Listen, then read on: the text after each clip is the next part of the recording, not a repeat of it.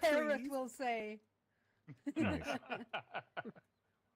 I like trees. Well, how's everybody doing today? I like trees. Splendid. Yeah, not bad. Oh, I We're fell off. doing good. You like trees? Nice. I love trees. Trees are great. Oh, you friend. You like trees. Yes. No, they're not. The frame killers. Uh, Anyone Not, joining us? not necessarily. Uh, Is Shane breaking up don't for anyone else but me? He's breaking Yep. up. He's breaking up. Okay. Yeah. And Oh, he's Sec. got that now. Welcome to technical difficulties, you guys. Please stay tuned. Yep. Yes. All right. But all you've got right. to do the weird Bow hat your head thing into the too. audience, Shane. Oh. Channel channel the inner Shane. Oh, nope. I think we made it worse. He's coming back any minute now. Look, it worked. It We works, it channeled brings the him Shane back in. Yay. How's that? Is that better? There you go. Yes. Nice. Awesome. Them damn trees. Awesome, awesome. Apologies for the interruption. You still have a little bit of a lag, but you're back. Yeah, well, let's see. I'm on a totally different internet connection now, so hopefully it should be a lot better. So yeah, repeating what I said a moment ago, for any of those of you who are joining us a little bit late, the floor is lava. So don't be a chump. Oh no, Barry is drowning in the lava.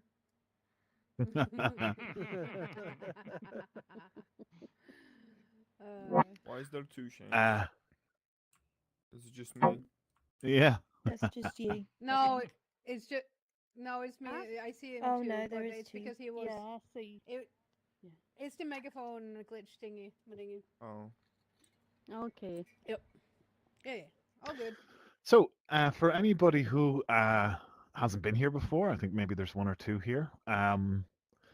Typically, this is a sort of a Q&A style event. We've got a podium up front. You can make your way up, and I'll be happy to answer any of your questions. I should let you know that, unfortunately, I have to cut this event early today. I'm going to have to leave on the hour, so it'll only be a 30-minute event.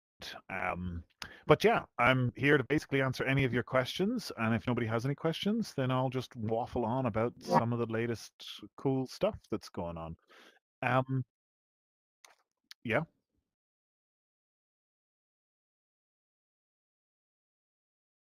Oh, well, I did talk quite a bit about it on the last Space Makers, but yeah, why not? Some of you may or may not be aware that in the latest version of the SDK, we now have a new node available. In fact, a couple of different nodes. But the really interesting one is the JavaScript injection node. It's going to be for people who are really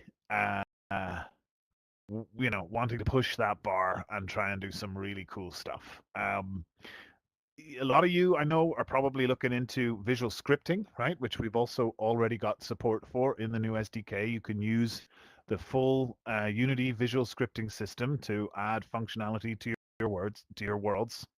But now, what this new node does is it adds actual dynamic code capability to visual scripting by allowing it to also run JavaScript.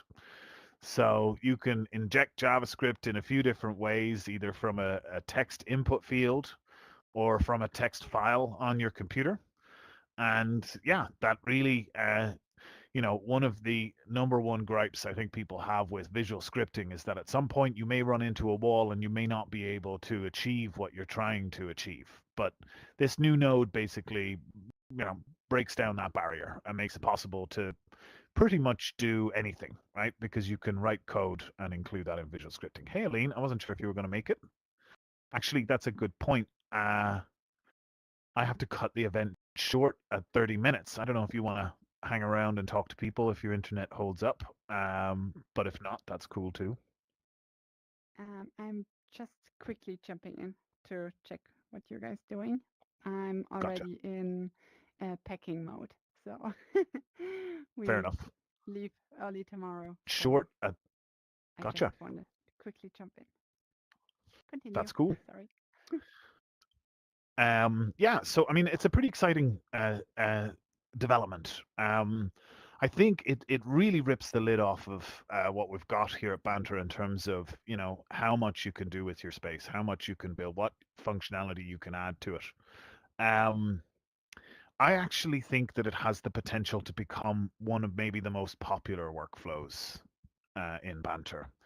I'm kind of all in the full-on code camp over on this side of things, right? So I'm pretty much always all about code. I would probably always try and leverage code to do what I want to do. But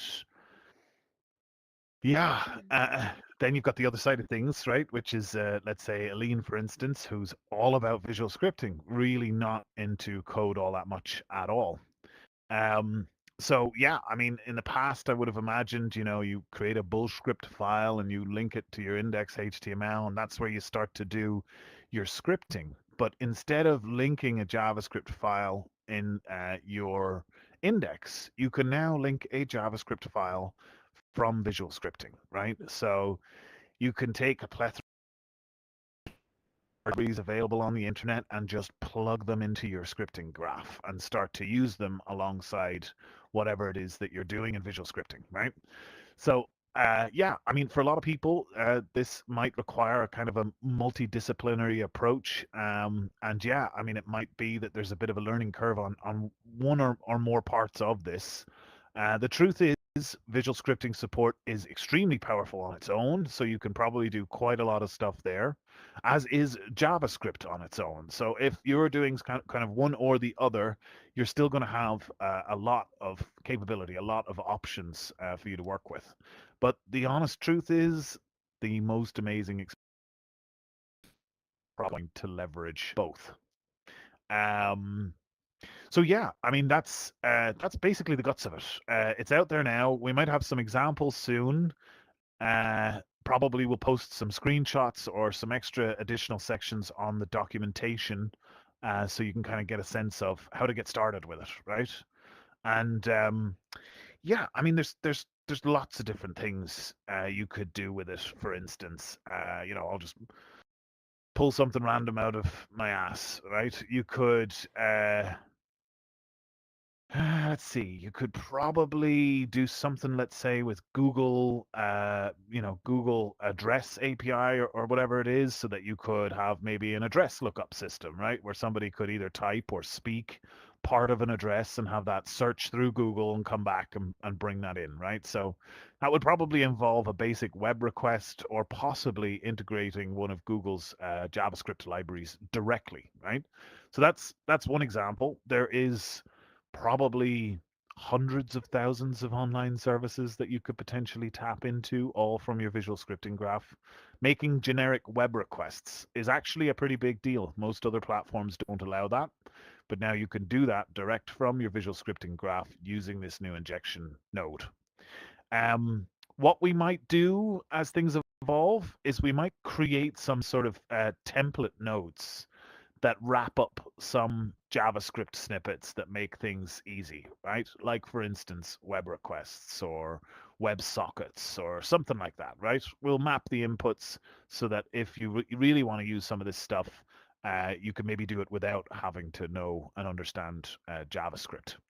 But yeah, I mean, it's honestly going to be pretty powerful. And I think when it comes to us sort of sharing a lot of what we're doing, you should be able to just share this as easily as anything, right? If you've got JavaScript embedded in your script graph, you can share that script graph with somebody else, and they'll get that JavaScript too. So, yeah, pretty excited about the potential that this has. Probably the most important node I think that we could have added.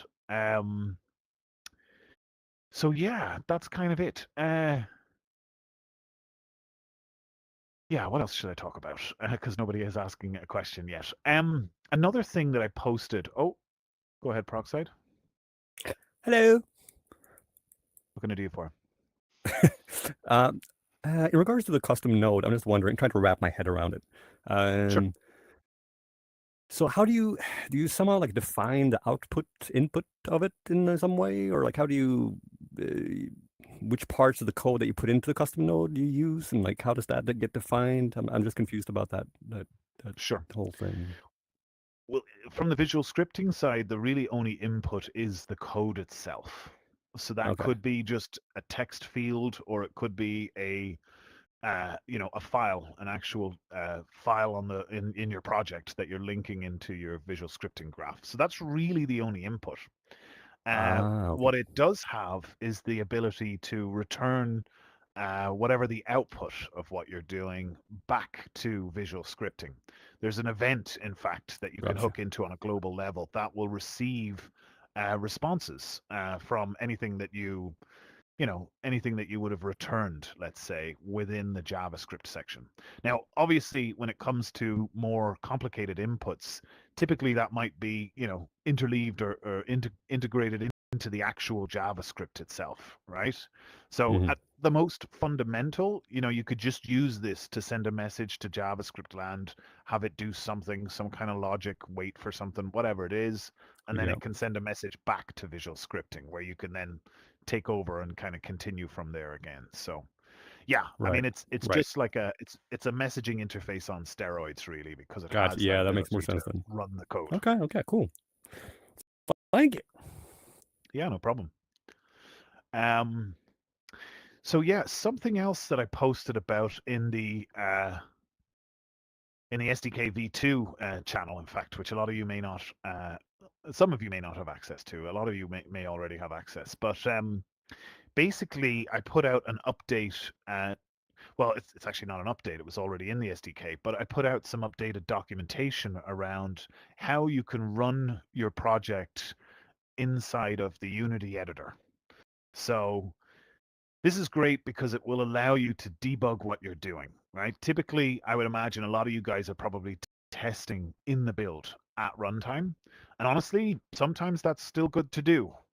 But if you want to be able to, let's say, figure out why there's a certain problem and you can't resolve it, if you hit play in the Unity editor, then you've got the hierarchy, you've got the inspector, you've even got profiler, you've got loads of different tools that you can use while Unity is at run in runtime mode that really can help. Just being able to navigate down the hierarchy, click on an object that's been created somehow, and then see what its components are in the inspector, see what values those have got. That's honestly a super benefit to being able to figure out what's going wrong when things are going wrong. But yeah, there's really only one thing to do. We might actually try and make this a bit easier. In fact, make it possibly just automated. But there is a single script that's in the SDK, and you must just add that into your scene somewhere. It's called the Banter Starter Upper script, appropriately named. And yeah, typically I'll just create an empty game object and throw that script onto it. If that script exists, and you can leave it in there, by the way, you don't have to remove it. Whenever you build your world, it will automatically take it out again for you. But what that script does is it automatically hooks into the Unity event when you hit play, and then it fires up a headless browser under the hood, right? A lot of how what Banter does works with a browser integrated into the space. So basically what it does is it fires that up, runs it there and then inside of the Unity editor, opens up that debugger, which I'm sure a lot of you guys have seen for various different reasons here inside Banter. You can get that same debugger in the Unity editor when you hit play. So that gives you kind of an end-to-end ability to debug what you're doing inside of Unity with all of those tools available. Like you can have the JavaScript debugger, you can be inspecting the scene or looking at what's going on. You can have the Unity hierarchy and the inspector on the other side, so you can really check if things are the way they are or what's going wrong. It honestly is a great way to uncover any kind of issues that are not as obvious, let's say, on first look. So yeah, that's there's going to be a little bit more to that. In fact, feel free to experiment with it in the meantime. But when you do this, you'll notice that it will create like not fake, but placeholder characters that load into the space. In fact, the Banter Starter Upper has a couple of configuration options, like you can tell it how many remote fake users you'd like to load in. And that gives you the ability, without having all of the networking and being connected in that same way as you would be at runtime, it gives you these placeholder objects which you can use to try and test, what's it like when I do X to a certain user, right? If you had an FPS game, you could set it up so that you can test how it's going to work when you shoot somebody, and all of the different things that kind of happen off the back of that. What it also has support for is running in VR. So if you guys would like to just abandon Banter and then just jump into the SDK inside the Unity editor and just let that be Banter for you for now on, you can totally do that. It's VR supported. So setting up VR with Unity is reasonably straightforward. It usually just works after you've got the right packages enabled. For us, those packages should already be enabled, though there might be some settings you may need to change if you go to the XR management. By the way, feel free to ping me on this, and I'll tell you about it again if you forget, or this is live streamed, so you can always come back and check it there. But in the XR management, you'll have a number of different XR plugins usually that you can use. Oculus will be one of them, but the one you'll probably want to use is OpenXR. So it's as simple as just going to your project settings, going to XR management, and then in there ticking the box that says OpenXR. And that's it. That's pretty much all you've got to do. Once you've done that, you'll then be able to hit play, and if your headset is connected, either through Oculus or Steam, both should work just fine, then it should just automatically go into VR the moment you hit play. There is a very basic character controller, which we might be continuing to upgrade while we rebuild our main character controller in the game. But there's a basic one, and it supports multi-hand grabbing of objects, all sorts of different things.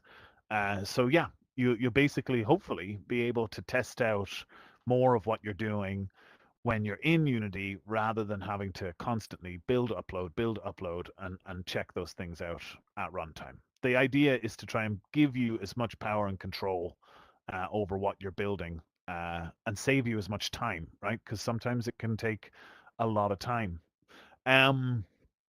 Let's see. Nobody's got any more questions. I'll just keep waffling in that case.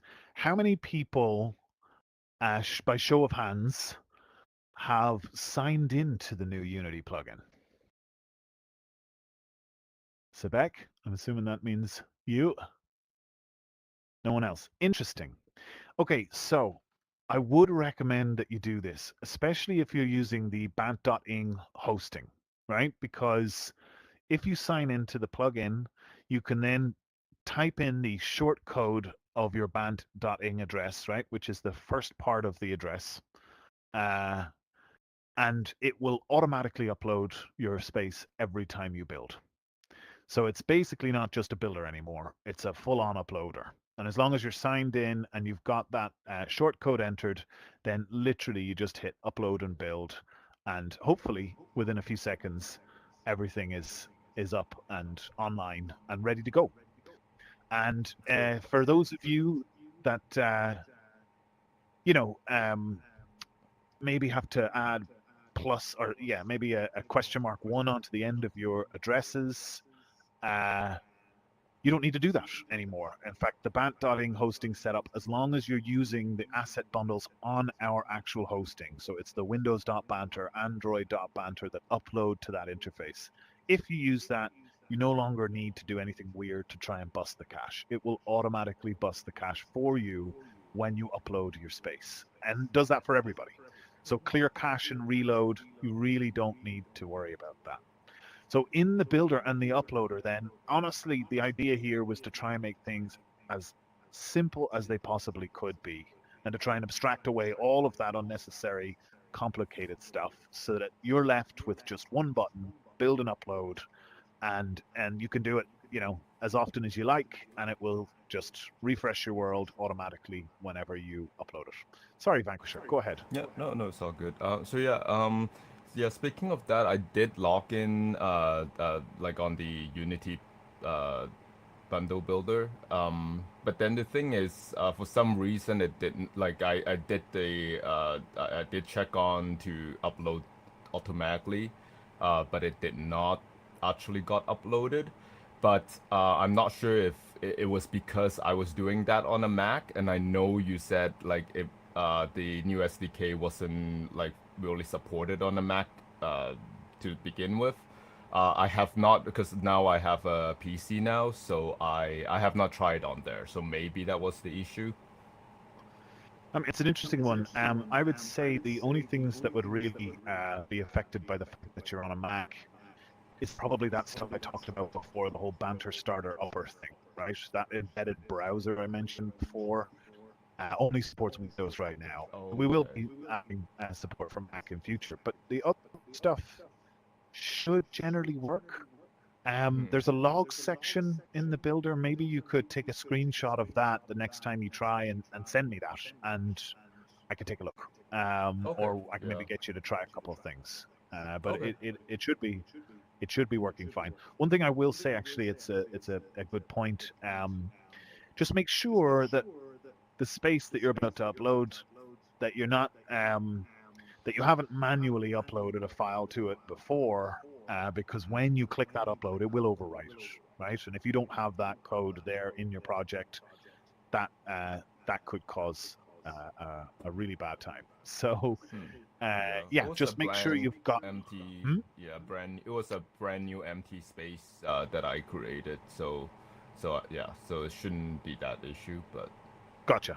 Yeah, But, no, I mean, even if I'll that would test still it out upload, again. so that should have still worked okay Yeah. for you. But yeah, nothing was uploaded for some reason. So I had to manually upload it after. Did you paste in the link, Gotcha. like the whole link, or did you only paste in the first bit of the link?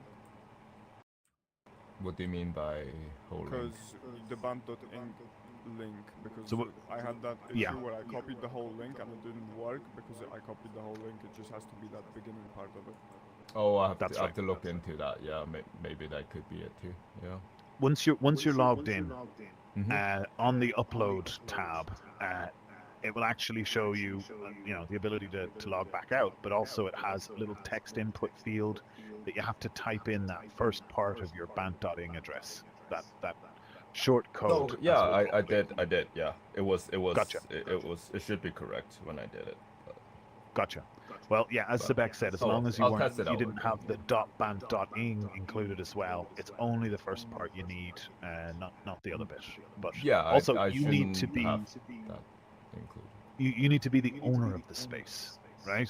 Yeah, We are. I Somebody should. mentioned before about us maybe allowing moderators to be able to also edit the banter space. We want to just be careful of that, right? We don't want something bad to happen, that someone's space gets messed up, or God Yeah. forbid, just before you're about to run an event, that something goes awry, because That's that right. happens more often than you'd realize. Yeah. So Would it be possible to have different level of admin? So let's say there could be a owner, and then there could be like a super admin, and then moderators, that kind of stuff. So then, like, I know, okay, let's say Sebek's also the one working on the project with me. I can give him a super Yes. admin, yeah, access kind of stuff, right? yes, that is something we're actually working on right now. We're working on adding what we're calling user claims internally, right? A claim is like an extra flag on your account that grants you extra abilities, right? You can think of it like a role, I guess, if you want to think of it like that. So currently, we actually only have one role in our platform, and that is for our own internal staff. They have an admin role. Actually, there's two. There's a god role. I have the god role. I am god. So yeah, but no, what we are going to create is a suite of user claims, which will include things like presenter, moderator, maybe creator or world builder, so that you've got that ability to turn certain things on or off on your space for certain people, right? So they've got that ability. Something like Presenter, it might allow us to explore in future having something along the lines of some kind of automatic megaphone system, right? Which a lot of people have asked us for in the past. So this is a possible opportunity, though we still have to tackle a couple of problems there to make sure that we can keep that secure and that people can't take advantage of that megaphone facility. But yeah, thanks for that, Bank, for sure. Awesome, thank you. Sadek, hit me. So, since we can log into the editor, do you think you can just Yeah. add, like we can just view the worlds we have instead of having to copy the link over? Just click on the world, because it knows we own, it knows we own a world, but can we have Yeah. a way to just click on the world in the editor instead of having to look for the link? And Yes. That is something we plan to add in a future upgrade. The truth is, building out that level of UI is complicated, but in Unity can be a little bit more complicated. We've actually pushed it pretty hard in terms of trying to squeeze every last little bit of cool stuff out of that UI system that you can do, and honestly learned an incredible amount along the way. I don't know if any of you guys saw the radial menu prototype that I posted in Discord recently. That was built with the same UI kit that the builder interface is built with. It's built with the same UI kit that our new menu is going to be built with. When I say UI kit, I mean the UI toolkit system that's built into Unity. So yeah, the truth is, we've already learned an incredible amount about that, and it came pretty quickly because a lot of it is very similar to web. So yeah, absolutely, Sebek, we will absolutely build out an interface that will just show you what spaces you have access to be able to upload, and you can select the one, right? But in the meantime, the short code was kind of a real quick and easy way to give you most of that capability. But yeah, saved us on having to create a complex UI just for now. But yeah, we'll definitely be adding that in future. yeah, thank you. Thank you for that. Okay, so we are just about coming up on the hour here, so I'm going to have to bounce out pretty soon, unfortunately, guys. I don't know, I may do a longer event next week. I know Aline is going to be back then. She's probably going to want to look at visual scripting. I've been thinking about maybe trying to do some streaming of some stuff and showing you guys some stuff in the actual SDK, maybe just picking some more obscure use cases and starting to kind of explore those. So yeah, stay tuned for that. We've also got Naheem, who's going to be doing some events for us. You might know him as Nimso, who's going to be taking us through what they're doing with the character controller. And hopefully pretty soon, we want to get the character controller in so that you'll be able to swap into it and then do a kind of a side-by-side comparison between what we've got right now with Hexabody and the new character controller. And yeah, so let me see. I just want to check something real quick. Okay. So in Discord, it says in 31 minutes, I'll be announcing this week's Quest 3 winner, but I'm actually just going to announce it now since I've got to drop off. Let's see, where are we?